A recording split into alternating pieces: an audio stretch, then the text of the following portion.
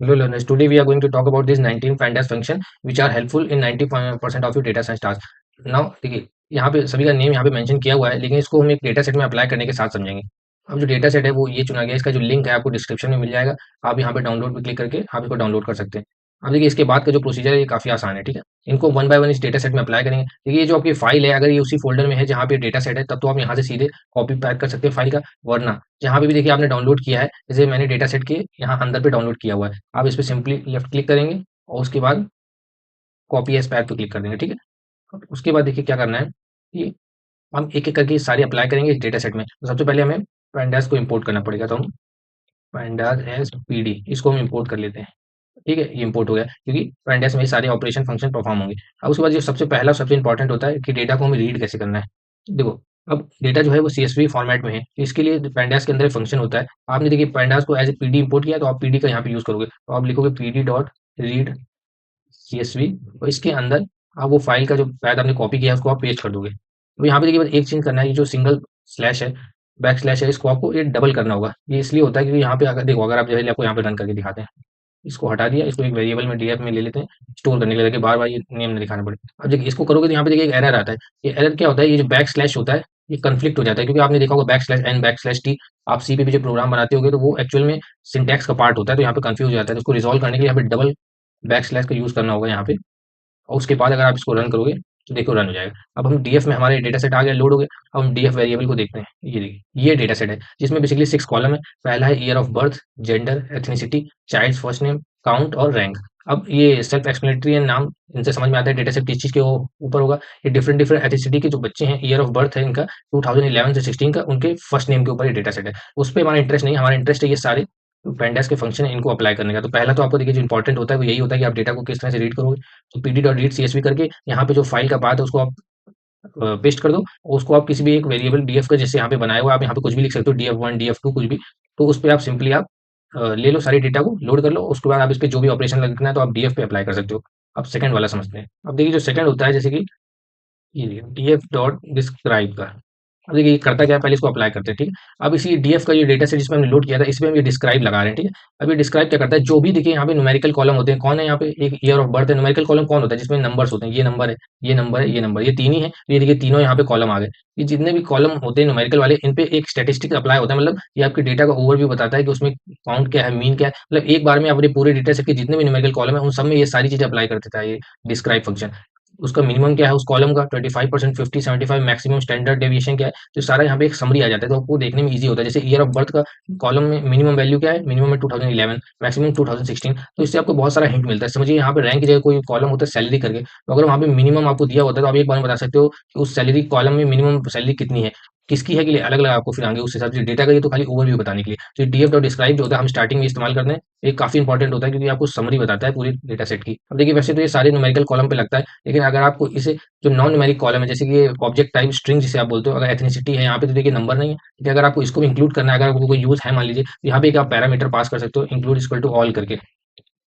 इसको रन करने में क्या होगा, ये देखिए सारे आ जाएंगे, लेकिन ये सेंस नहीं करेगा। अब एथनिसिटी में देखिए क्या था, डिफरेंट डिफरेंट अल्फाबेट थे, मतलब अब उनका यहाँ पे मिनिमम स्टैंडर्ड डेविएशन 25% तो कुछ निकलेगा नहीं, तो यहाँ पे इसको नैन से फिल कर दिया। लेकिन हो सकता है अगर आपको कभी यूज पड़े फ्यूचर के लिए, तो आप इसको रिमेंबर रखिए। यहाँ पे अभी देखिए अगला जो होता है, ये आपको बेसिकली पूरे आपके जो कॉलम है उनकी समरी बताता है, उसमें कितनी नॉन नल वैल्यूज हैं, कितनी देखिए वहाँ पे मेमोरी यूज हो रही है, और उनका डेटा टाइप क्या है। अब जैसे इंटीजर 64 है, इससे में क्या समझ में आता है, ये जो तीन कॉलम है ये इंटीजर टाइप है, और वहीं जो ऑब्जेक्ट होता है, ये ऑब्जेक्ट यहाँ पैंडास में स्ट्रिंग आप समझिए, ये तीन ऑब्जेक्ट हैं, ये तीनों कॉलम स्ट्रिंग्स हैं। तो इससे आपको एक ओवरव्यू मिल जाता है। साथ में आप यहाँ से नॉन नल वैल्यूज भी पढ़ सकते हो। अगर यहाँ पे जैसे 11,345 सारी में नॉन नल वैल्यूज है, लेकिन अगर इसमें कुछ नल वैल्यूज होती तो ये काउंट कम हो जाता। तो इससे आपको ओवरव्यू मिल जाता है कि इस जैसे कॉलम में अगर यहाँ पे काउंट कम होता तो आप समझ सकते थे कि ईयर ऑफ बर्थ में कुछ वैल्यूज जो है वो नल है, उन्हें उन्हीं की तरह ट्रीट करना होगा। अब देखिए अगला होता है, जैसे आपको इस डेटा सेट में कुछ प्लॉट करना हो ये। अब देखिए इसका आप कैसे यूज कर सकते हो, जैसे कि ये देखिए यहाँ पे एक जेंडर कॉलम है आपके डेटा सेट में। सपोज इसमें हम कोई ऑपरेशन परफॉर्म करना चाहते हैं। अब इसमें हम लिखेंगे, ये जेंडर कॉलम है, ठीक है। इसमें हम वैल्यू काउंट लगाते हैं। वैल्यू काउंट कुछ नहीं करता, जैसे जेंडर कॉलम के अंदर दो वैल्यूज है, मेल और फीमेल की। अब मेल और फीमेल का वैल्यू काउंट बता देगा, कितने नंबर ऑफ टाइम मेल है, कितने number of time female mention किया गया। लेकिन अगर इनको सिंपली ऐसे रन कर देंगे तो देखो यहाँ पे क्या होता है, वैल्यूज लिख के आ जाती है। लेकिन अगर हमें वैल्यू फॉर्म पे नहीं चाहिए, हमें इसे डायग्राम की तरह शो करना है, कोई चार्ट वगैरह बना के, बार चार्ट मान लीजिए बना के, तो इसमें एक प्लॉट करके फंक्शन होता है, इसको आप मेंशन करो। इसके अंदर काइंड के अंदर कोई वैल्यू पास कर सकते हो जो भी आपको चाहिए। अगर आपको बार चार्ट चाहिए तो आप बार लिख दो, देखिए इसको बार चार्ट बन जाएगा। अगर आपको यहाँ पे बार चार्ट नहीं चाहिए, हॉरिजॉन्टल मान लीजिए बार चार्ट चाहिए, तो आप बार एच लिख दो, देखिए हॉरिजॉन्टल आ गया।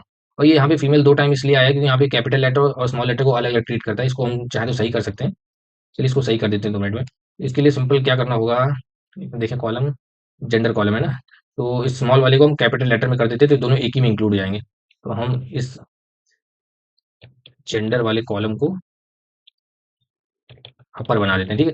ये प्री प्रोसेसिंग जब आप करोगे डेटा, इसके लिए अलग वीडियो बना देंगे, थोड़ा एडवांस हो गया। तो उसमें बेसिकली क्या होता है, जेंडर कॉलम के अंदर जितनी भी वैल्यूज हैं सबको अपर में कर देगा। तो जो मेल फीमेल तो देखिए ऑलरेडी कैपिटल लेटर्स में, लेकिन जो फीमेल स्मॉल लेटर में था इसको अपर करने से ये भी कैपिटल लेटर्स में हो जाएगा, तो ये दोनों कैटेगरी एक ही हो जाएंगी। तो इसको हम वापस से इसी वेरिएबल में स्टोर कर देते हैं, df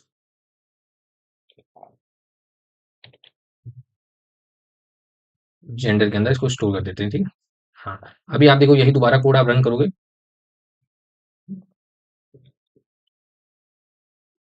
हाँ, आप दोबारा अगर ये कोड रन करोगे तो आप देखोगे इस बार देखिए 2 ही बन के आ रही है, मेल और फीमेल, क्योंकि वो छोटा वाला जो पार्ट था ये फीमेल वाला, ये इसमें कंबाइन हो गया। ठीक है। अब उसके बाद यहीं पे देखिए, अगर आपको ये बार एक चार्ट नहीं बनाना है, अगर वो पाई चार्ट लेना है तो आप सिंपली यहाँ पे पाई चार्ट लिख दोगे तो पाई चार्ट बन के आ गया। मतलब बिना सीबॉन और मैटप्लॉटलिब को इस्तेमाल किया अगर बेसिक चार्ट बनाना चाहते हो, ज़्यादा इसमें आपके पास कस्टमाइजेशन का ऑप्शन नहीं होता है, लेकिन आप यहाँ पे प्लॉट कर सकते हो और ये आपको बेसिक डायग्राम बना के दे देगा। तो अगला देखिए, जैसे ये आपका डेटा सेट है मान लीजिए, ठीक है।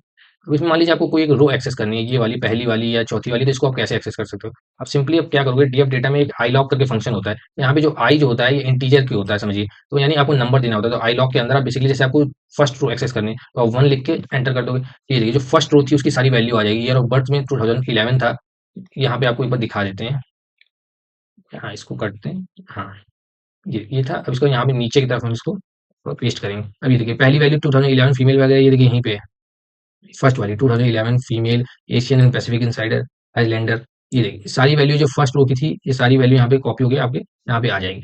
अगर आपको फर्स्ट नहीं चाहिए, मान लीजिए 10th चाहिए, तो आप यहाँ पे 10th लिख दोगे, ये 10th वैल्यू आ गई। इससे आप कोई भी रो को एक्सेस कर सकते हो। इसी तरह से देखिए, अगर आपको स्टार्टिंग से लेकर सेकंड तक सारी रोज चाहिए, यानी कि 0, फर्स्ट और सेकंड, ये तीनों रोज आपको चाहिए, तो आपने शायद बूलियन इंडेक्सिंग, फैंसी इंडेक्सिंग पढ़ी होगी पाइथन में, वही सेम आप यहाँ भी यूज कर सकते हो।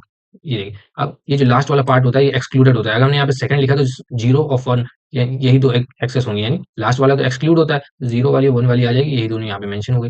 यहाँ पे अगर आप 10th तक चाहिए तो आप 11 लिख दो तो 10 तक आ जाएगी, है ना, क्योंकि लास्ट वाला मेंशन नहीं होता। तो यहाँ से आप कितनी भी रोज को एक्सेस कर सकते हो। इसी में देखिए, अगर आपको देखिए जिसको भी पाइथन की जो वहाँ पे फैंसी इंडेक्सिंग होती है वही सेम यहाँ पे यूज़ होती है। अगर आपको सारी रोज़ चाहिए तो आप कोलन लगा के कॉमा कर दो, और साथ में अगर आपको पहला सॉरी सारी रोज़ चाहिए तो आप कॉलन छोड़ दो, तो कॉलम पहला चाहिए तो आप यहाँ पे 0 लिख दो, तो क्या होगा, सारी रोज़ आ गई, लेकिन उससे पहले कॉलम की, पहला कॉलम कौन-सा, ईयर ऑफ बर्थ का, तो उसकी सारी यहाँ पे वैल्यूज़ आ गई। तो कोलन का मतलब होता है सारी रोज़ और सिर्फ 0 नंबर का कॉलम। अगर आपको फर्स्ट कॉलम चाहिए तो यहाँ पे आप 1 लिख सकते हो। ये देखिए फर्स्ट कॉलम आ गया, जो कि ये था जेंडर वाला। वही यही सिंपल होता है, ये बहुत यूज़ होता है लॉक वाला। और इसी से सिमिलर अगला होता है लॉक फंक्शन।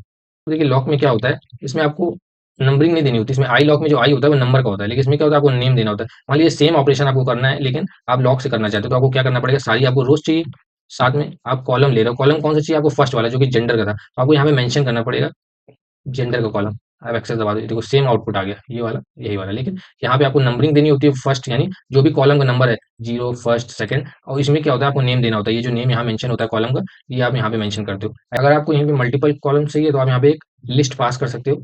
उस लिस्ट के अंदर जैसे आपको रैंक भी चाहिए तो आप यहाँ पे रैंक मेंशन कर दो, तो आपका, हाँ, तो आपका ये पूरी लिस्ट आ जाती है यहाँ पे। ये देखो यहाँ पे 2 कॉलम है, जितने भी आप मेंशन करोगे वो यहाँ पे अपीयर हो जाएंगे। पर अगला होता है जैसे कि ये आपका, जैसे यहीं पे नया लोड कर लेते हैं। ये आपका जैसे डेटा सेट था, मान लीजिए किसी कॉलम में आप कोई ऑपरेशन परफॉर्म करना चाहते हो, फिर उस ऑपरेशन परफॉर्म होने के बाद जो वैल्यू आई है उसका आप नया कॉलम बनाना चाहते हो। मान लीजिए रैंक नहीं, यहाँ पे कोई कॉलम है सैलरी करके, सैलरी में आप कुछ ऐड करना चाहते हो, एक नया कॉलम बनाना चाहते हो, तो आप कैसे कर सकते हो, सिंपली आपको एक असाइन होता है, असाइन यूज करना होगा। जैसे कि आप डीएफ के अंदर एक असाइन ऑपरेशन लगाओगे। अब जो पहले देखिए, जो आपका कॉलम का नाम आपको रखना है ऑपरेशन परफॉर्म करने के बाद, समझ लीजिए जैसे कि आपको एबीसी नाम रखना है, ठीक है। तो एबीसी नाम बताना है आपको, इक्वल टू, उसके बाद जो भी देखिए आपका कॉलम है उस पे आपको अप्लाई करना है। टीएफ के अंदर ये रैंक वाले के अंदर आपको अगर अप्लाई करना है तो आप सिंपली यहाँ पे रैंक लिख दोगे। उसमें जो भी है, जैसे आपको मान लीजिए +10 करना है तो आप यहाँ पे +10 लिख दो, बस। इसको किसी एक नए वेरिएबल में हम लोड कर लेते हैं। हाँ, तो बस इसको हम प्रिंट कर लेते हैं। अब ये देखो, अब यहाँ पे देखिए एबीसी करके नया एक कॉलम बन गया, जिसमें जो पहले से डीएफ रैंक कॉलम था ये, इसमें सिंपली हमने 10 ऐड कर दिया। जो भी वैल्यू अपडेटेड वैल्यू थी उसका एक नया कॉलम बन गया। उस नए कॉलम वाले नए डेटा सेट को हमने एक नए वेरिएबल में ले दिया कि उसी में कोई चेंजेस ना हो। ये बहुत यूज होता है जब आप कोई ऑपरेशन पर्टिकुलर परफॉर्म करते हो किसी भी एक कॉलम पे। देखिए अगला होता है कि आपको जो डेटा फ्रेम है इसको आपको फ़िल्टर करना है किसी कंडीशन के ऊपर। तो उसके लिए आप जैसे आपको आपने एसक्यूएल पे देखा होगा, उसी की तरह एक ईज़ी मेथड होता है यूज़ करने का। जैसे डीएफ में मान लीजिए आपको कोई क्वेरी लगानी है, ठीक है? तो आप सिंपली यहाँ पे इंग्लिश की तरह अपने फंक्शन मेंशन कर सकते हो। जैसे सपोज़ आपको ये काउंट कॉलम है, इस पे आप कुछ अप्लाई करना चाहते हो तो आप सिंपली लिख सकते हो count should be greater than 30। जैसे आप सिंपली लिखते हो एसक्यूएल में अपने, और साथ में जो रैंक है ये आपका 20 से लेस देन होना चाहिए, ठीक है? ये आप मेंशन कर रहे हो, इसको हम एक वेरिएबल में स्टोर कर लेते हैं df2 नाम से, और इसको हम df2 को मेंशन करते हैं।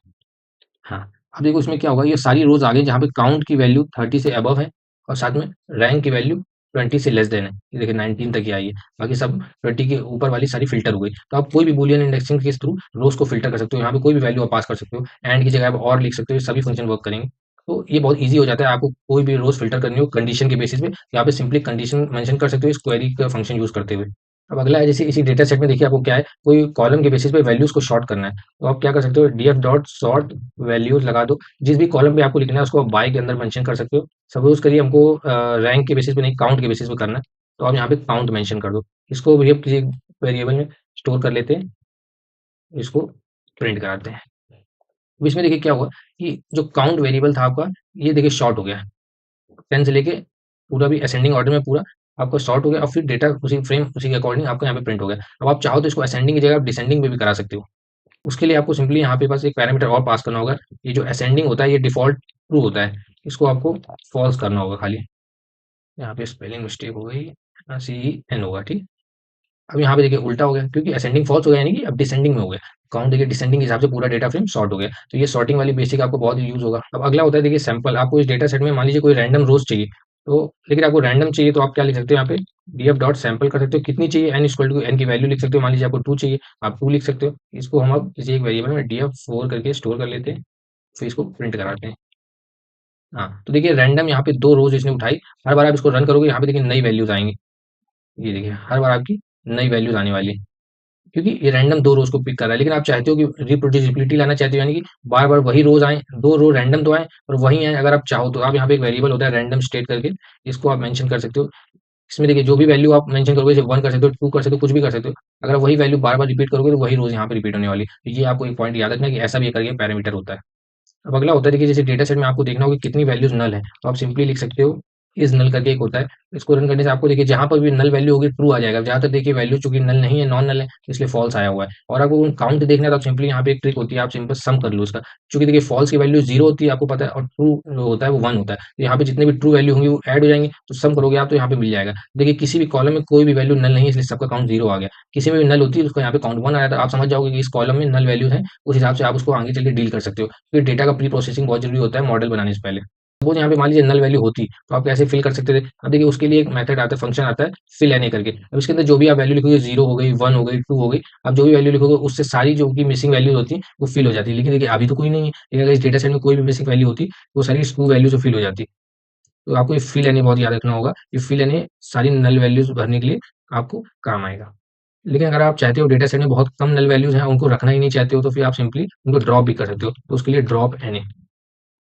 हाँ, तो यहाँ पे डेटा सेट में आपके जो भी कॉलम में वैल्यू नल होगी, तो वो सिंपली ड्रॉप हो जाएगी। ड्रॉप करते टाइम आप रोज़ बेसिस पे भी ड्रॉप कर सकते हो, पूरी कॉलम भी ड्रॉप कर सकते हो। यानी कि किसी भी कॉलम में अगर एक भी वैल्यू नल होगी, तो वो पूरा-पूरा कॉलम ड्रॉप हो जाएगा, जो कि एडवाइसेबल नहीं होता है, लेकिन कभी-कभी कुछ केसेज़ में आप सिंपली ड्रॉप भी कर सकते हो, जब नल नल की वैल्यूज़ रो में 90% के भी ऊपर हो। अभी देखिए अगर आप अपने डेटा सेट में अगर पिवट टेबल बनाना चाहते हो, जिसने भी देखिए पावर बीआई या टैब्लू में काम किया होगा, उसको पिवट टेबल पता होगा। पिवट टेबल देखिए बेसिकली करता क्या है, आपको डेटा को समराइज़ करता है, एग्रीगेट करता है एक मीनिंगफुल तरीके से। यानी कि आप किसी कॉलम के बेसिस पे, यानी कि किसी कॉलम की वैल्यूज़ को आप इंडेक्स बना सकते हो, और फिर किसी और कॉलम में आप कोई भी मैथमेटिकल ऑपरेशन लगा सकते हो, यानी काउंट हो गया या फिर मिनिमैक्स हो गया, कुछ भी हो गया। तो सिंपली आप एक पिवट टेबल क्रिएट कर सकते हो, जो आपको बेटर व्यू देती है डेटा का, और समराइज़ कर देती है बेसिकली आपको जो भी इन्फॉर्मेशन चाहिए होती है। जैसे कि आप मान लीजिए इस पीडी डॉट पिवट टेबल हम एक बार पहले क्रिएट करके आपको एक बार दिखा देते हैं।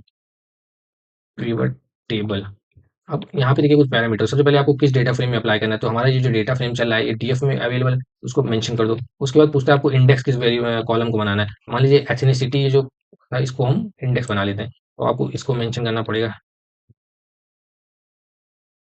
स्पेलिंग इसकी देख लें, नहीं तो प्रॉब्लम हो जाएगी। हाँ, उसके बाद आप किस वैल्यू किस कॉलम पे आप अप्लाई करना चाहते हो उसको आप वैल्यूज़ में पास कर दो। मान लीजिए हम काउंट पे अप्लाई करना चाहते हैं, तो उसको हमने वैल्यू मेंशन और कौन सा आपको मैथमेटिकल ऑपरेशन लगाना है, आपको एजीजी फंक्शन में आप इसको पास कर दो। मान लीजिए आपको सम अप्लाई करना है इस हाँ, तो ये जो सम अप्लाई होगा वो इस कॉलम पे होगा, लेकिन वो ग्रुप बाय हो जाएगा इस कॉलम के। एक आपको रन करके दिखाते हैं तब आपको समझ में आएगा। अब ये देखिए, तो यहाँ पे क्या हुआ, ये जो एथनिसिटी कॉलम था यहाँ पे, ये देखिए यहाँ पे इंडेक्स बन गया, यानी इसका ग्रुप बाय हो गया। सारे रोज जो हैं वो इस वाली जो कैटेगरी होंगे वो एक हो जाएंगे। तो इस कॉलम पे, काउंट कॉलम पे हमने सम का ऑपरेशन लगा दिया, यानी कि इस तरह की सारी वैल्यूज काउंट की सम हो गई। इसमें आप ओवरऑल पिक्चर देखिए, ये आपको थोड़ा सा डाउटफुल लगेगा, लेकिन ये आपको तभी क्लियर होगा तो आपने इस पे प्रीवियसली काम किया हुआ है। पिवट टेबल बेसिकली कुछ भी नहीं होता है, आप किसी भी कॉलम को इंडेक्स बना लेते हो और किसी अदर कॉलम पे कोई भी मैथमेटिकल ऑपरेशन लगा सकते हो। अब यहाँ पे मान लीजिए आपको इसकी एथनिसिटी की जगह जेंडर आप करके दिखा दो तो थोड़ा ज़्यादा समझ में आएगा। अब यहाँ पे जेंडर पे क्या हुआ, आप इससे देखिए कैसे समरी निकलती है कि फीमेल में जो काउंट है उनका सम क्या है और जो मेल में काउंट है उनका सम क्या है। अब यहाँ पे काउंट की जगह कोई अगर मीनिंगफुल कॉलम होता है, यानी कि सैलरी, तो आप बता सकते थे कि सारी फीमेल्स की सैलरी का सम क्या है, मेल की सैलरी का सम क्या है। इस तरह से कोई मीनिंगफुल डेटा आपको निकालना हो जो आपको डायरेक्ट डेटा सेट में नहीं दिखता है, तो आप उसके लिए एक पिवट टेबल बनाते हो बेटर व्यू के लिए। इसके बाद देखिए आता है जो सबसे मोस्ट इंपॉर्टेंट है, ग्रुप बाय। ये तो देखिए इतना ज़्यादा आप यूज़ करोगे कि आप आपको याद ही हो जाएगा। अब ये देखिए किसी कॉलम पे लगाया जाता है, मान लीजिए आपको जेंडर कॉलम पे लगाना है, ठीक है? अब आपने ग्रुप बाय किया जेंडर कॉलम पे, उसके बाद कोई एक, जैसे हम आपको एग्ज़ाम्पल के लिए कॉलम दिखाते हैं, मान लीजिए आप यहाँ पे काउंट कॉलम ले लेते हैं, यहीं पे ये जो ऊपर हमने यहाँ पे लिया, यही हम यहाँ पे ले लेते हैं। यहाँ पे हमने काउंट कॉलम ले लिया और इस पे हम सिंपली मीन अप्लाई करते हैं। मीन यानी कि वही एवरेज आपका। ये देखिए, तो यहाँ पे क्या हुआ, जैसे आपने देखिए पिवट टेबल होती है सिमिलर, आपको यहाँ पे ग्रुप बाय दिख रहा होगा, इसलिए हम कह रहे थे कि जो भी यहाँ पे इंडेक्स हम लिखते हैं उससे ग्रुप बाय हो जाता है। तो यहाँ पे भी क्या हुआ, ये देखिए पिवट टेबल आप नहीं बनाते, जो आपको सिंपली ग्रुप बाय करके कोई ऑपरेशन लगाना होता है। लेकिन जब आपको कोई चार्ट बनाना है या बड़ी टेबल है और आपको उसका पिवट टेबल फॉर्मेट में ही चाहिए आपको, तो आप अप्लाई करते हो वरना आप सिंपली ग्रुप बाय कर सकते हो किसी भी कॉलम में, और जिस भी कॉलम में और जिस कॉलम में आपको मैथमेटिकल ऑपरेशन अप्लाई करना है उसको आप यहाँ पे मेंशन कर सकते हो। अगला देखिए क्या होता है, जैसे आपने देखा होगा डेटा कई सोर्सेज में कभी-कभी अवेलेबल होता है, कई फाइल में। अब जैसे यहाँ पे तो क्या था, ये जो हमारा डेटा जैसा था एक ही सीएसवी फाइल में था, लेकिन कभी-कभी मल्टीपल सीएसवी फाइल्स में होता है, उन्हें हमें एक ही में मर्ज करना होता है। तो उसके लिए हम df.merge का इस्तेमाल करते हैं। अब इसके लिए इसमें टाइप थोड़ा करना पड़ेगा, तो इसको हम अपने दूसरी कंप्यूटर से कॉपी कर लेते हैं, ठीक है? एक से हाँ, अब यहाँ पे देखिए इसमें क्या है, कैसे देखिए हम दो अगर डिफरेंट डिफरेंट फाइल्स में डेटा है तो कैसे मर्ज कर सकते हैं। सिंपली देखिए हमने एक डेटा फ्रेम बनाया, ठीक है, पीडी डॉट डेटा फ्रेम करके, जिसमें कीज हमने ए बी सी डी दी, वैल्यू हमने 1 2 3 4 दे दी। पहले आपको एक मिनट दिखा देते हैं कैसा दिख रहा है। हाँ, अब इसको ये अब इसको df1 को हम प्रिंट कर लेते हैं। ये यहाँ पे हमने एक डेटा फ्रेम बना दिया सिंपली दिखाने के लिए, मर्ज करने के लिए। उसके बाद एक और दूसरा बना लेते हैं और df2 को प्रिंट कर लेते हैं। हाँ, अभी देखिए दूसरा डेटा फ्रेम आ गया।